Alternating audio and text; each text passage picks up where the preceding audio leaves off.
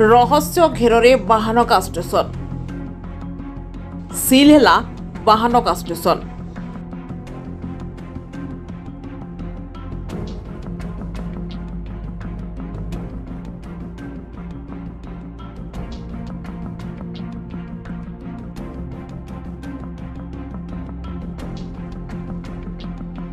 CBI करुछि खोलता। Bahanaga train दुर्घटना पछरे क्यों कारण रही से नहीं सीबीआई टीम तार तदंत को जोरदार करिछि। तदंत दायित्व नेबा परे दुर्घटना स्थलठु नहीं बाहानगा स्टेशन को जाई घन घन जांच करुछि सीबीआई। गतकाली सीबीआई टीम बाहानगा स्टेशन दुर्घटना स्थल को जाइथिले।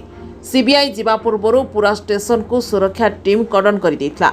ना सेठाकू साधारण लोकों को छड़ा जाइथिला ना गणमाध्यम प्रतिनिधि को। केवल सीबीआई टीम एवं रेलवे कर्मचारी रहिथिले।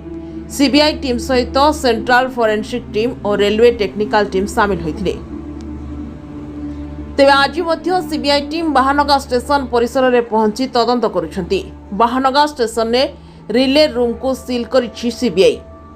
आज सीबीआई रो 10 जणिया टीम तदंत करने सहित रिले रूम को सील कर दैछंती, जहा फଳରେ बाहानगा स्टेशन में वर्तमान ट्रेन रहणी असंभव।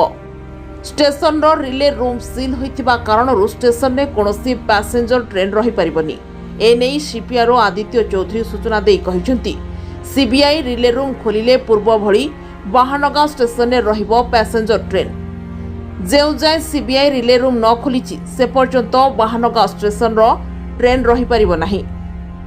सेपटे गतकाली सीबीआई टीम दुर्घटना स्थल रे टेक्निक जांच करने सहित वीडियोग्राफी कराइथिले। CBI team station master, assistant station master एवं सिग्नल दायित्व रे थिबा अधिकारी को माराथन जेरा करिछि।